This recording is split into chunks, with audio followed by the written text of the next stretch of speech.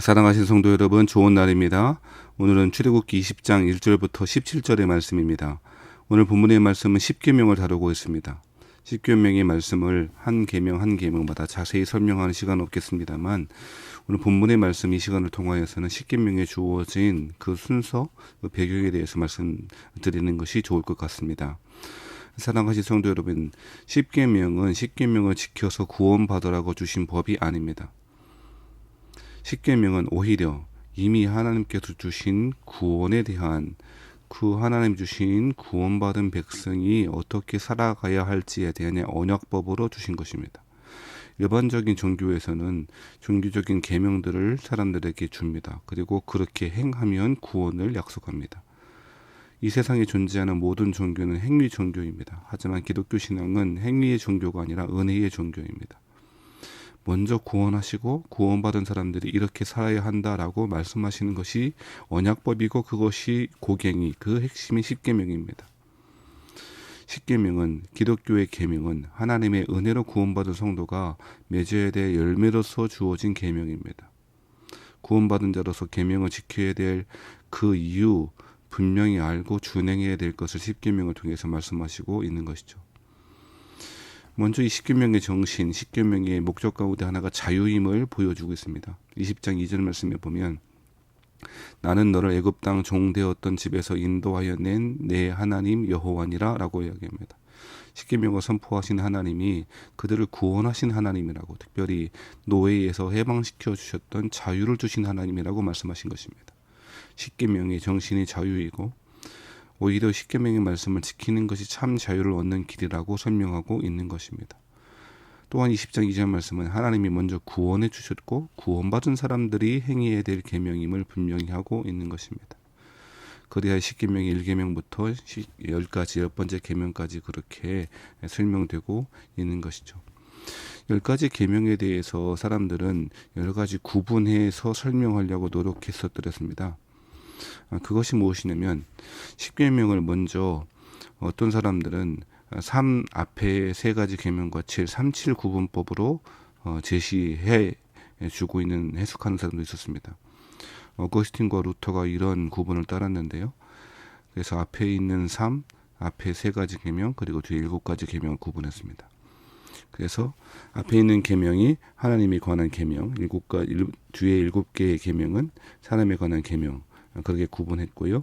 3, 7이라고 하는 똑같은 완전수를 제시함으로써 십계명의 완전성을 강조하려고 했었습니다. 두 번째로 5대5 구분법이 있는데요. 1계명부터 5계명은 하나님과 관련된 계명으로, 6번째부터 10번째 계명을 사람에 관한 계명으로 구분해서 설명하는 견해입니다. 요세푸스라고 한 사람과 필로, 그리고 초대교회의 몇몇 교부들이 이러한 견해를 따랐던 것이죠. 그리고 마지막으로 4대6 구분법이 있는데요. 잘 아시는 대로 1계명부터 4계명은 하나님에 관한 계명, 5계명부터 10계명을 사람에 관한 계명으로 보는 견해이죠. 오리겐, 초대교회 교부였던 오리겐과 칼빈이 이 견해를 따르고, 오늘날 대부분의 교회들이 4류 구분법을 따르고 있는 것이죠. 자, 이처럼 3-7법으로 구분하든지 5대5로 구분하든지 4-6으로 구분하든지 중요한 것은 하나님에 관한 법도가 우선되어지고 그 뒤에 사람에 관한 계명들이 뒤따른다라고 하는 것입니다. 결국 십계명이라고 하는 것은 하나님과의 관계가 최우선 순위가 되어야 하는 것이고, 이웃과의 관계도 하나님과의 관계 안에서 이루어져야 된다는 사실을 잘 강조하고 있는 것이죠. 이웃을 사랑한다고 하면서 하나님을 사랑하지 않는 경우나 하나님을 사랑한다고 하면서 이웃을 사랑하지 않는 경우, 둘 다 있을 수가 없는 것이죠. 하나님 사랑과 이웃 사랑은 분리될 수 없는 것입니다. 오늘 십계명이 하나하나 설명할 수 있는 시간은 없습니다만, 십계명은 기억해야 될 것이 무엇입니까? 하나님이 구원받은 사람에게 주신 계명이다라고 하는 것을 잊지 말아야 합니다. 그러므로 십계명이 옛날 율법으로 필요 없다라고 하는 말은 잘못된 이야기입니다. 하나님이 주신 은혜로, 그 사랑으로 우리를 구원하셨습니다만, 그 구원받은 사람은 하나님의 백성으로, 우리 19장에서 설명했던 것처럼 하나님의 소유된 백성으로, 거룩한 백성으로, 제사장 나라로 부름받은 사람이므로 그 부르심에 합당한 삶을 살아가야 되는 것이고, 그 삶의 기준들이 십계명에 나와 있는 것이죠. 십계명을 지키는 것, 하나님의 계명들을 지키는 것은 구원받기 위해서 지키는 것이 아니고 구원받았으므로 지키는 것이다라고 하는 것을 기억해야 하는 것입니다. 우리가 얻은 구원은 하나님의 말씀을 지킴으로 증명할 수 있는 것이죠.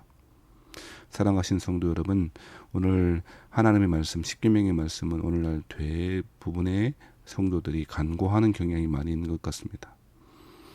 신앙이 초기에 주일학교 학생들이나 외우는 그런 수준에서 이해하는 것 같습니다. 그렇지 않습니다. 십계명이야말로 하나님의 율법의 고갱이 들이고 하나님 사랑과 이웃 사랑이라고 하는 모든 성경의 요약판을 설명해 놓은 것이라고 이해해도 좋을 것입니다.